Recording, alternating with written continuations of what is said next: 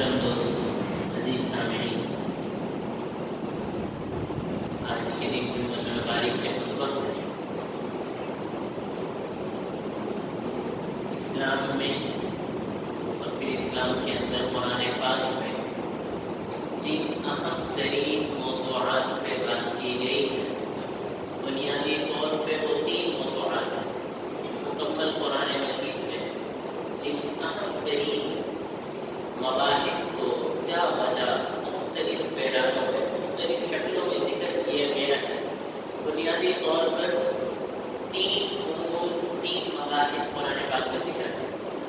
Number 1 توحید باری تعالی، اللہ رب العزت کی وحدانیت، ذات باری تعالی، اللہ رب العزت کی ذات، شرک سے ہٹ کر اللہ کی وحدانیت پر مختلف شکلوں میں جا بجا قرآن پاک کی کم و بیش 3000 سے زائد آیات میں صرف توحید پہ زور دیا گیا۔ دوسری چیز جو قرآن پاک میں بہت کثرت سے ذکر کی گئی وہ ہے رسالت۔ انبیاء کرام علیہ الصلوات والتسلیم کا اللہ رب العزت کی طرف سے بطور پیغمبر انسانیت میں مبعوث ہونا اور انسانیت تک بطور پیغمبر نبی اور رسول ہونے کی حیثیت سے احکامات خداوندی کو پہنچانا اور رسول کا برحق ہونا اور جناب نبی کریم رؤوف الرحیم خاتم النبیین صلی اللہ علیہ وسلم کی رسالت کو مختلف پیرایوں میں جا بجا دلائل کے ساتھ ثابت کیا ہے۔ نمبر 1 توحید باری تعالی، نمبر 2 رسالت، اور تیسری چیز جو قرآن پاک میں بہت کثرت سے ذکر کی گئی اور جس پر بہت زور دیا گیا وہ ہے آخرت، فکر آخرت۔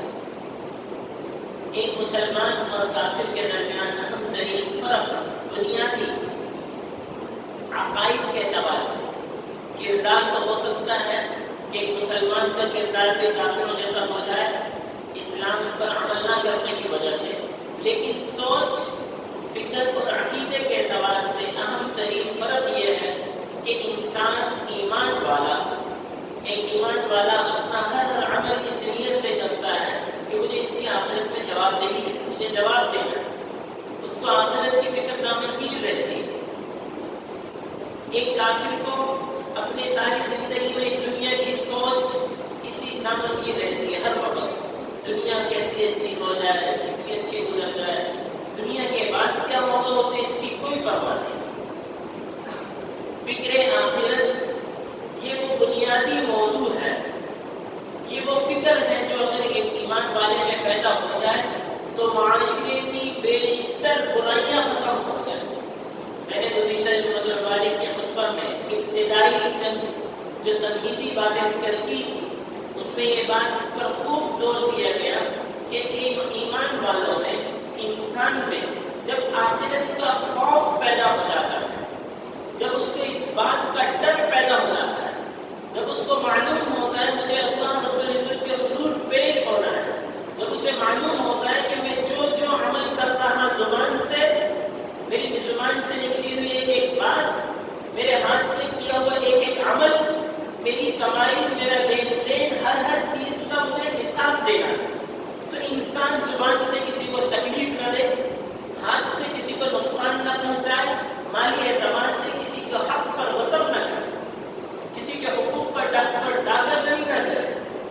یہ فکر آخرت ہی ہے جو انسان کو روک سکتی ہے۔ قانون سازی جتنی کر لی جائے، شیخ الاسلام مولانا مفتی تقی عثمانی صاحب دامت برکاتہ العالیہ فرماتے ہیں قانون سازی جتنی مرضی کر لی جائے، جتنی سختی سے سخت قانون بنا لیے جائیں، لیکن قانون سے ایک حد تک آپ اپنے عمل کو، اپنے قانون کو نافذ کر سکتے ہیں، جرائم بھی رکتے ہیں قانون سے۔ آپ قانون بنا لیں، قانون بنانے پر دیکھا کہ فلاں صاحب وہ غلط کر رہے ہیں، قانون میں سختی کی، اس ادارے پر ایک اور ادارہ بنا لیا کہ رشوت نہیں ہونی چاہیے، محکمہ انسداد رشوت، کہ رشوت نہ ہونے پر ایک محکمہ بنایا کہ رشوت خوروں کو پکڑے۔ چونکہ فکر آخرت نہیں ہے تو رشوت دینے والا اب ڈبل رشوت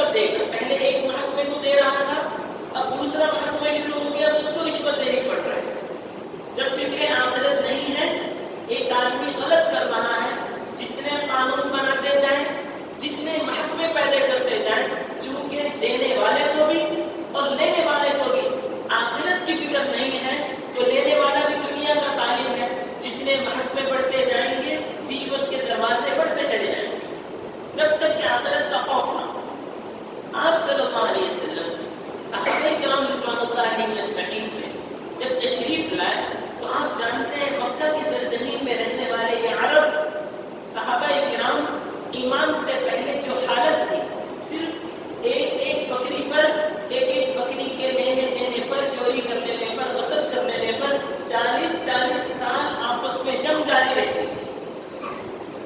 کسی کے جانور نے کنویں پر پانی پلانے کے لیے جانوروں کو لے کر آ رہے ہیں، کسی کے ریوڑ نے، کسی کے جانوروں نے پہلے پانی پی لیا سردار کے جانوروں سے، تو بس اس پر اس پورے قبیلے کو تباہ و برباد کر دیا جاتا ہے۔ سخت ترین عداوت و نفرتیں تھیں۔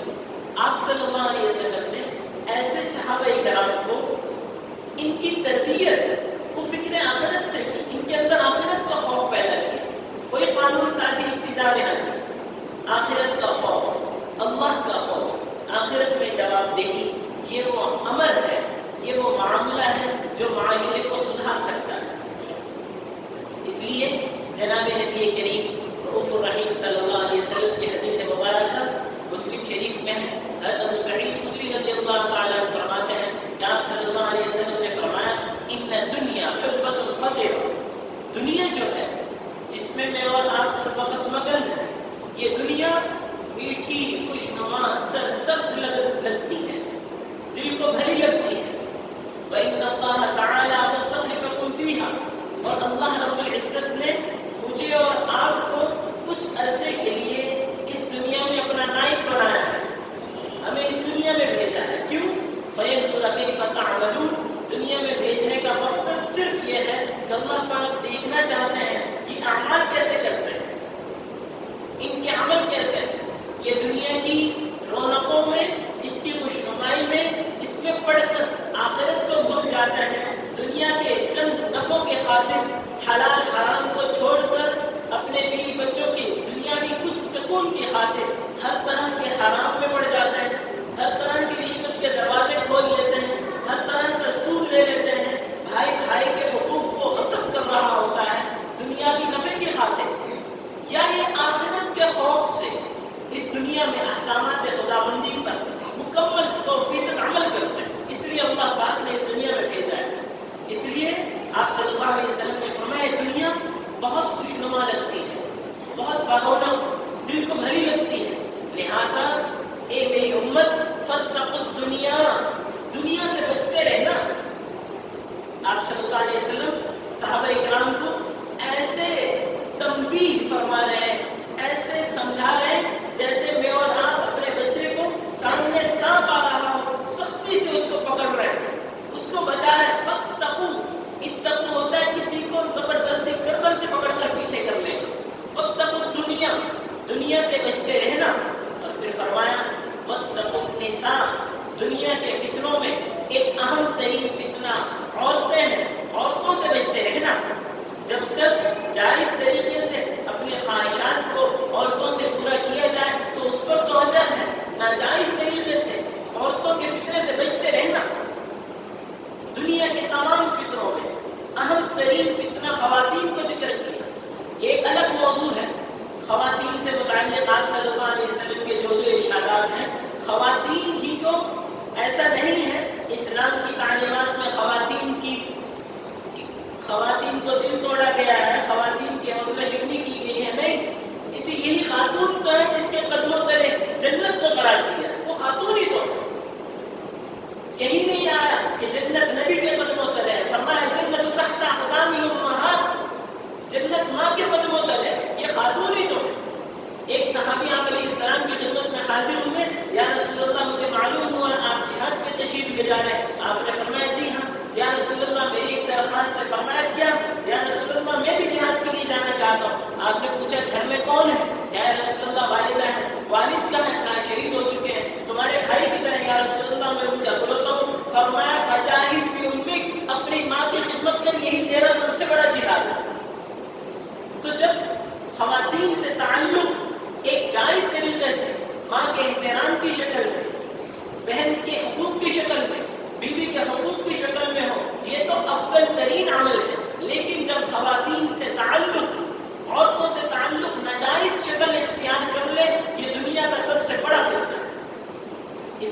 صلی اللہ علیہ وسلم صحابہ کرام کو بار بار اس بات کو سمجھایا کرتے تھے کہ دنیا فانی ہے، دنیا میں پڑھ کر آخرت کو نہ بھول جانا۔ حضرت علی رضی اللہ تعالیٰ عنہ فرماتے ہیں کہ آپ صلی اللہ علیہ وسلم کثرت سے ایک دعا مانگا کرتے تھے، بخاری شریف میں روایت موجود ہے، آپ علیہ السلام کثرت سے ایک دعا مانگا کرتے تھے، دعا یہ تھی اللہم لا عیش الا عیش الآخرہ، اے اللہ اصل زندگی تو آخرت کی زندگی ہے، وہ بہتر کر دیجیے۔ آپ صلی اللہ علیہ وسلم کی آخرت کی زندگی تو بہتر ہے ہی، اس میں تو کوئی شک ہی نہیں۔ یہ دعائیں مجھے اور آپ کو سمجھانے کے لیے ہیں کہ میں اور آپ آخرت کی فکر کریں، اے اللہ ہماری آخرت کی زندگی بہتر کر دیجیے۔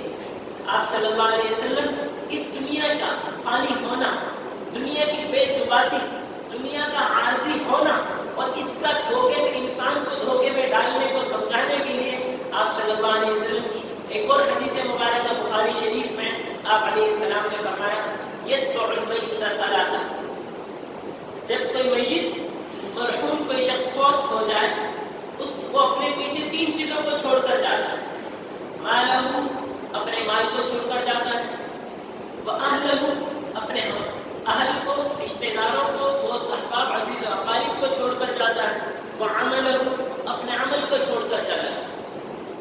مال، رشتہ دار اور عمل، اس کا کردار، یہ تین چیزیں انسان چھوڑ کر جاتا ہے۔ فرمایا دو چیزیں تو اس کو قبر میں دفنا کر واپس آ جاتی ہیں، مال بھی گھر میں دھرا رہ جاتا ہے، رشتہ دار بھی واپس چلے جاتے ہیں۔ فرمایا فیبقى عملہ، صرف عمل باقی رہتا ہے، انسان کا کردار باقی رہتا ہے۔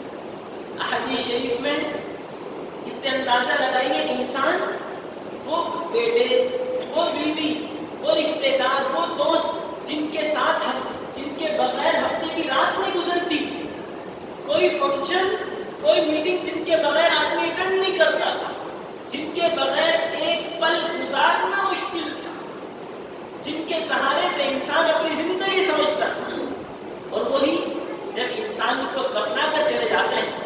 مشکوٰۃ شریف میں بالکل دوسرے صفحے پر یہ حدیث مبارکہ موجود ہے، وَإِنَّ الْمَيِّتَ لَيُسْمَعُ قَرْعَ نِعَالِهِ، جب میت کو اس کے رشتہ دار، عزیز و اقارب قبر میں دفنا دیتے ہیں، دفنانے کے بعد جب واپس جا رہے ہوتے ہیں تو ان کے جوتوں کی آہٹ میت کو سنائی جاتی ہے، لَيُسْمَعُ، خاص، ویسے تو وہاں جو کچھ ہوتا ہے سنایا جاتا ہے، لیکن ابھی فرشتوں کا حساب کتاب نہیں شروع ہوتا۔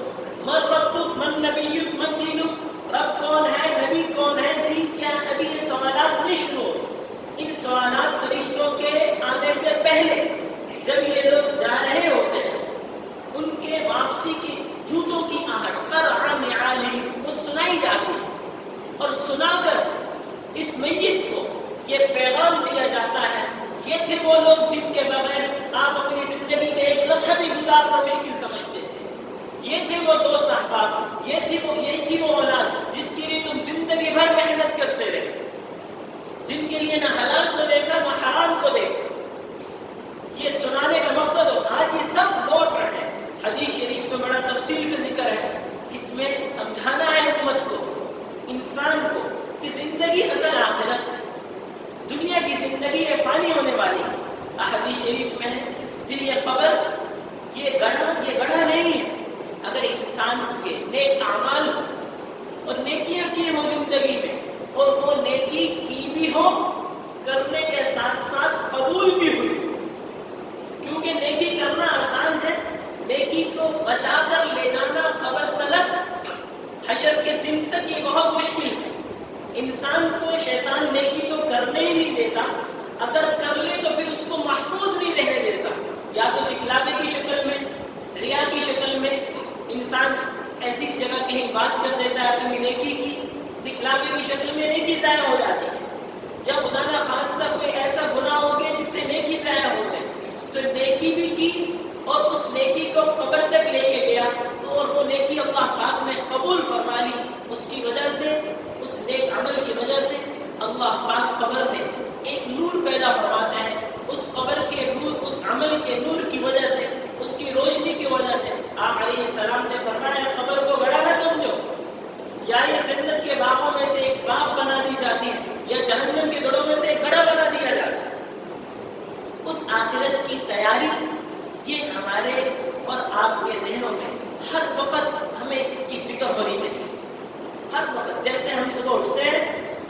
دکان کی فکر ہوتی ہے، اپنے کاروبار کی فکر ہوتی ہے، اپنے کام کاروبار کی فکر ہوتی ہے، ملازم پیشہ حضرات کو ملازمت کی فکر ہوتی ہے، ایسے اسی طرح ہمیں آخرت کی فکر بھی ہر وقت ساتھ ساتھ رہنی چاہیے۔ آپ صلی اللہ علیہ وسلم نے فرمایا جب نیک آدمی کو قبر میں دفنا دیا جاتا ہے، اس کے نیک اعمال کی بدولت جب اس کو قبر میں لٹا دیا جاتا ہے تو اللہ پاک اس بندے کو فرماتے ہیں نم کنومت العروس، اب اس طرح سو جاؤ جیسے دلہن سوئی ہوتی ہے، لا یقظہ الا احب اہلہ، اس کو تو صرف اس کا وہی شخص جو اسے سب سے زیادہ محبوب ہوتا ہے، یعنی اس کا دلہا، اس کا شوہر ہی اب اس کو بیدار کرے گا، اے بندے اب تو سو جا، اب تجھے میں خود بیدار کروں۔ حشر قیامت آتی ہے، ہزاروں سال گزر جاتے ہیں، اس کو پتہ ہی نہیں چلتا اس شخص کو۔ اور بھی مختلف روایات ہیں، اس قبر کی تیاری کرتی ہے۔ دنیا کی حقیقت، یہ دنیا کا فانی ہونا، یہ قبر میں کھلتا ہے۔ محترم دوستوں، اب قبر میں انسان کو حقیقت تو کھل گئی کہ دوست بھی میرے ساتھ نہیں، رشتہ دار بھی میرے ساتھ نہیں، عزیز و اقارب بھائی بیٹے سب میرے ساتھ نہیں، مال میرے ساتھ نہیں۔ تو قرآن پاک میں ہے یہ انسان اگر زندگی میں نیکیاں نہ کی، اللہ پاک کے احکامات کو پورا نہ کیا ہو تو قبر میں کہتا ہے فَأَصَّدَّقَ وَأَكُن مِّنَ الصَّالِحِينَ، اے اللہ مجھے واپس دنیا میں بھیج دیجئے، میں پھر خوب صدقات و خیرات کروں گا۔ اے اللہ مجھے واپس پلٹ دیجئے، واپس بھیج دیجئے، فَأَصَّدَّقَ خوب صدقات و خیرات کروں گا۔ ایک ہوتا ہے فَأَصْدِقُ کہ میں تھوڑا بہت صدقہ، فَأَصَّدَّقَ میں خوب صدقات و خیرات کروں۔ اس سے اندازہ ہوتا ہے کہ صدقات و خیرات کی کیا فوائد ہیں، قبر میں جاتے ہی انسان کو کھلتے ہیں۔ اور دوسرا وَأَكُن مِّنَ الصَّالِحِينَ، اے اللہ میں اب اپنے اچھے دوست رکھوں گا، میں نیک لوگوں کے ساتھ رہوں گا۔ اب انسان کو حقیقت تو کھلی نیک اعمال کی، لیکن کیا اس کو واپس بھیجا جائے گا؟ اللہ پاک قرآن پاک میں فرماتے ہیں وَلَن يُؤَخِّرَ اللَّهُ نَفْسًا إِذَا جَاءَ أَجَلُهَا، جب موت آ جاتی ہے اب ایک سیکنڈ بھی اس موت کا وقت آگے پیچھے نہیں ہو سکتا، اب اس کو واپسی کا موقع تو ہے نہیں، قبر میں حقیقت کھل رہی اور اب واپس جا نہیں سکتے۔ اس لیے آپ صلی اللہ علیہ وسلم صحابہ کرام کو دنیا ہی میں متنبہ فرما رہے ہیں کہ اپنی آخرت کی فکر ابھی سے کیجیے، اپنی آخرت کی تیاری ابھی سے کیجیے۔ دنیا کی لذتیں، دنیا کی نعمتیں یہ سب ختم ہونے والی ہیں۔ یہ جملہ ہم کہتے تو ہیں، دنیا کی تکلیفیں یہ بھی ختم ہونے والی ہیں۔ ایک حدیث مبارکہ اس سے متعلق گوش گزار کر دوں۔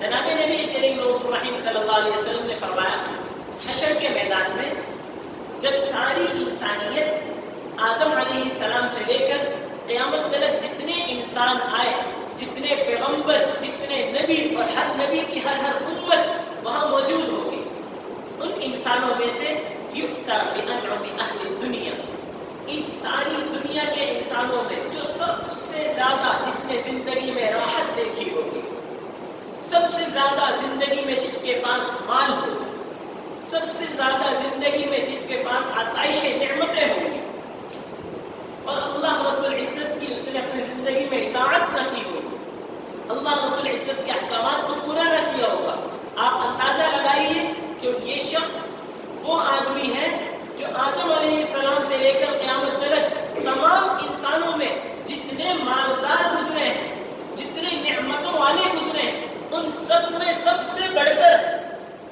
ایسے شخص کو لایا جائے گا۔ پھر اللہ رب العزت ایک فرشتے کو کہیں گے، وہ فرشتے اس کو لے گا اور صرف چند سیکنڈ کے لیے ایک غوطہ جہنم کی آگ میں دیا جائے گا، ایسے جہنم کے اوپر سے گزارا جائے گا۔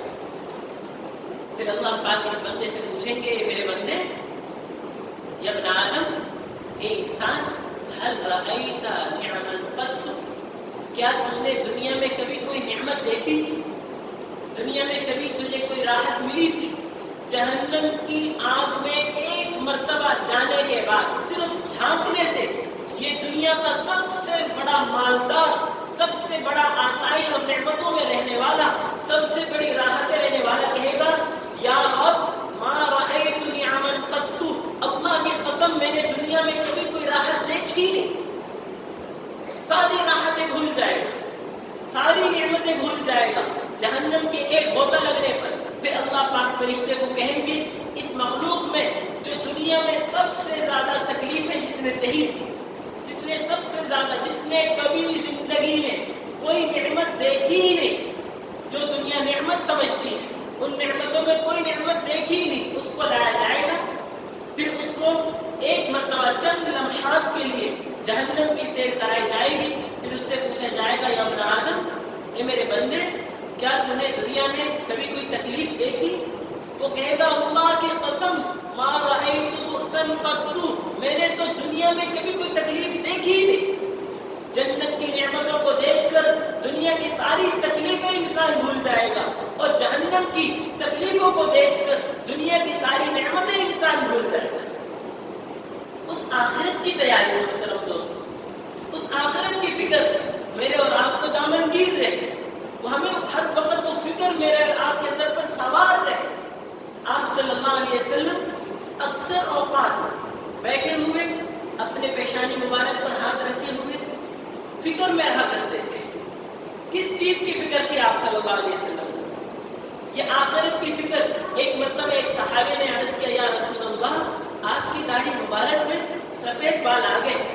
آپ علیہ السلام نے فرمایا شیبتنی ہود، کہ مجھے سورہ ہود نے بوڑھا کر دیا۔ جن صورتوں کے اندر آخرت کا ذکر ہے، جن صورتوں کے اندر قیامت کا ذکر ہے، ان صورتوں کی تلاوت نے مجھے بوڑھا کر دیا۔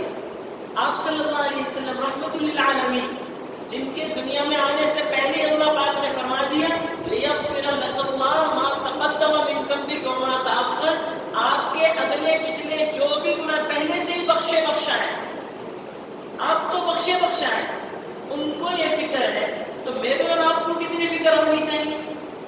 مجھے اور آپ کو آخرت کی کتنی فکر ہونی چاہیے؟ آخرت کی فکر سے کیا مراد ہے؟ آخرت کی فکر سے مراد ہے کہ میں اور آپ اپنے کام کاروبار میں جائیں، ملازم پیش حضرات ملازمت کے اوقات میں جائیں، لیکن ہر عمل کرتے ہوئے یہ فکر رہے کہیں میں اللہ کے حکم کو تو نہیں توڑ رہا، کہیں میں اللہ رب العزت کی نافرمانی تو نہیں کر رہا، کہیں میرا یہ عمل، میری زبان سے نکلا ہوا یہ بول، کہیں اللہ رب العزت کے احکام کی خلاف ورزی تو نہیں ہو رہی۔ یہ فکر آخرت ہے۔ ایسا نہیں ہے، یہ آپ صلی اللہ علیہ وسلم کی امت میں خاص طور پر ایسا نہیں ہے جیسا کہ عیسائیوں میں رحمانیت آ گئی تھی، جنگلات میں چلے گئے ہیں، ہر وقت سوچ میں اور تنہائیوں میں خلوتوں میں زندگی گزار دی، نہ بیوی کا خیال، نہ بچوں کا خیال، نہ کاروبار، نہ روزگار۔ نہیں، کاروبار روزگار ہوگا، تاجر پیشہ حضرات تجارت میں جائیں گے، ہم اپنے آفس میں کام کریں گے، لیکن ہر عمل کرتے ہوئے یہ فکر رہے کہ مجھے میرا اللہ دیکھ رہا ہے، میں اللہ رب العزت کے احکامات کو نہیں توڑ رہا۔ یہ دنیا جس میں ہم رہ رہے ہیں، اس کے مثال آپ صلی اللہ علیہ وسلم نے دنیا کی حیثیت سمجھانے کے لیے مسلم شریف میں حدیث موجود ہے۔ حضرت مستورد ابن شداد رضی اللہ عنہ فرماتے ہیں آپ صلی اللہ علیہ وسلم نے فرمایا دنیا ایسے ہے جیسے ہم میں سے کوئی شخص سمندر میں اپنی انگلی ڈالے اور پھر باہر نکالے، انگلی پر جتنا پانی لگے گا اس پانی کے بقدر بھی دنیا نہیں ہے، اور جو پانی رہ گیا ہے یعنی سمندر، اس کے برابر آخرت ہے، اور اس سے بھی کئی گنا زیادہ ہے۔ میں اور آپ سمندر میں انگلی ڈال کر جو انگلی پہ پانی لگ گیا ہے، جسے آپ صلی اللہ علیہ وسلم نے فرمایا دنیا تو بس اتنی ہے، تو جو انگلی پہ پانی لگا ہوا اس کی فکر میں صبح و شام ہر وقت وہی فکر تھی، وہی فکر ہمارے سروں پہ سوار، اور وہ جو سمندر کے برابر پانی رہ گیا، وہ جو مرنے کے بعد آخرت کی زندگی ہے، اس کی فکر، اس کے خیال، اس کے لیے صبح اٹھے، شام کو گئے، صبح دکان پہ گئے، شام کو گھر آئے، سوئے اور پھر چلے گئے، ایک مشین کی شکل میں زندگی چل رہی۔ ایک ایمان والے کی زندگی ایسی نہیں تھی۔ ایمان والے کی زندگی اعمال کے ساتھ ساتھ آخرت کی فکر ہوا کرتی تھی۔ موت تو ہر وقت آ رہی ہے محترم دوستو، کافروں نے ہر چیز کا انکار کیا، ایک ایسی چیز ہے جس کا انکار نہ کر سکے، موت ہے۔ موت کا کون انکار کر سکتا؟ جس طرح موت کا آنا یقینی ہے، اتنا یہ بات بھی غیر یقینی ہے کہ کب آ جائے۔ ہر چیز کی تحقیق ہو سکتی ہے، لیکن یہ تحقیق نہ ہو سکی کہ موت کب آئے گی، اس کا آنا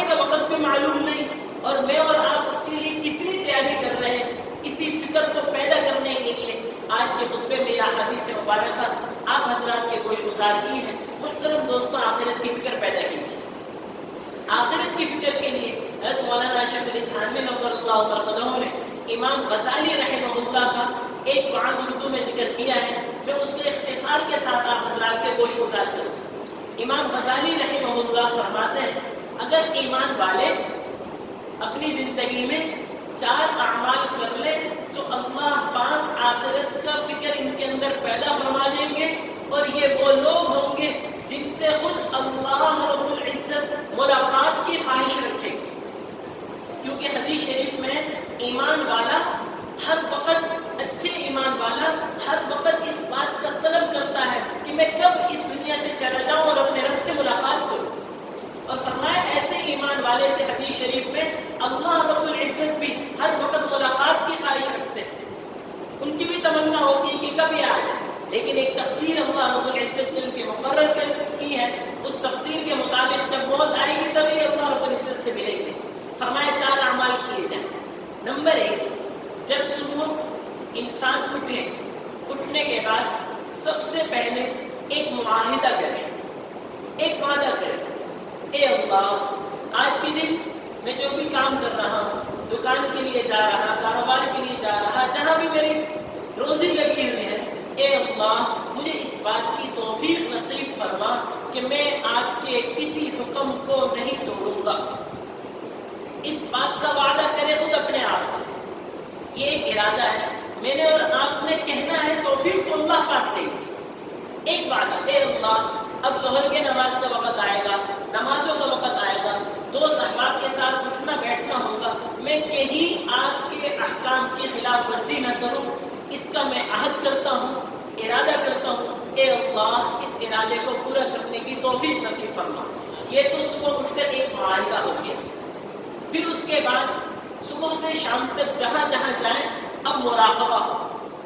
मुराक़बा अरबी ज़ुबान का लफ्ज़ है, यानी अब फिक्र हो, हर वक्त ख्याल हो कि कहीं मैं जो जो काम कर रहा हूँ, कहीं मैं अल्लाह रब्बुल इज्जत के अहकाम को तोड़ तो नहीं रहा।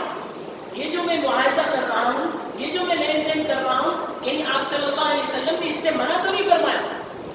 हर अमल में ये फिक्र हो, जहाँ जहाँ मैं जा रहा, जिससे मुलाकात कर रहा, जिन जिन चीज़ों को मैं देख रहा, कहीं मेरे अल्लाह ने इसे मना तो नहीं फरमाया। हर वक्त इस बात का ध्यान।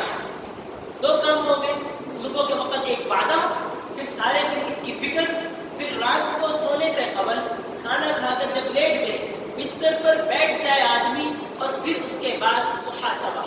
अब हिसाब हदीस शरीफ में है, गुज़िश्ता साल इस हदीस मुबारक पर तफसील से जुम्मतुल बारिक का खुतबा भी आप हज़रात के गोश गुजार किया था। आप अलैहिस्सलाम अपने सहाबा से कसरत से फरमाया करते थे, हासिबू क़ब्ल अन तुहासबू, अपना हिसाब किताब करते रहा करो, इससे पहले कि वो वक़्त आ जाए कि फरिश्ते तुम्हारा हिसाब किताब का। इसको कहते हैं मुहासबा। रात को सोने से कबल मैं और आप मुहासबा करें, आज सुबह से शाम तक मेरे अल्लाह पाक के मुझ पर जो जो अहकामात थे, मैंने कहीं किसी अमल की खिलाफ वर्जी तो नहीं की। अगर खुदा ना खास्ता खिलाफ वर्जी हो गई हो तो उस पर तौबा और इस्तिग़फ़ार, और अगर खिलाफ वर्जी ना हुई हो तो उस पर शुक्र। बसा औक़ात इंसान गुनाह करता है और फिर रात को सोने से कबल सिर्फ उस पर नदामत दिल ही दिल में कि यार मैंने गलत किया है। ये नदामत, बसा औक़ात ये शर्मिंदगी इंसान को 1000 नेकियों से ज़्यादा अजर दिला देती है। हज़रत मुआविया रज़ी अल्लाह तआला तहज्जुद की नमाज में ना उठ सके तो इस फिक्र में फजर के बाद मस्जिद में बैठे बैठे काफ़ी देर रोते रहे, आज मुझसे तहज्जुद की नमाज छूट गई। बहरहाल सारी ज़िंदगी, सारी दिन उसी नदामत के मुझसे तहज्जुद की नमाज छूट गई। अगली रात आराम कर रहे, एक शख्स आया घर के सहन में और पाँव से उठाया, उठ जाओ और तहज्जुद पढ़ लो। मुआविया रज़ी अल्लाह ने कहा, आप कौन? कहा इब्लीस। कहा क्या करने आए हो? तहज्जुद को उठाने के लिए। तुम तो इब्लीस हो, तुम्हारा काम तो सुलाना है। कहा कल तुमसे तहज्जुद छूटी थी और उस पर तुम्हारे नदामत के आंसू निकले थे, उस नदामत की वजह से तुम्हारा अल्लाह के यहाँ वो मकाम मिला है जो सारी ज़िंदगी तहज्जुद पढ़ने पे नहीं। इसलिए मुहतरम दोस्तों, रात को सोने से कबल जिंदगी सुबह से शाम तक जो अमल हुए हैं उस पर मुहासबा, जो गलती हो गई हो, ए अल्लाह उस पर آخرت کی تیاری کرنے کی توفیق نصیب فرمائے.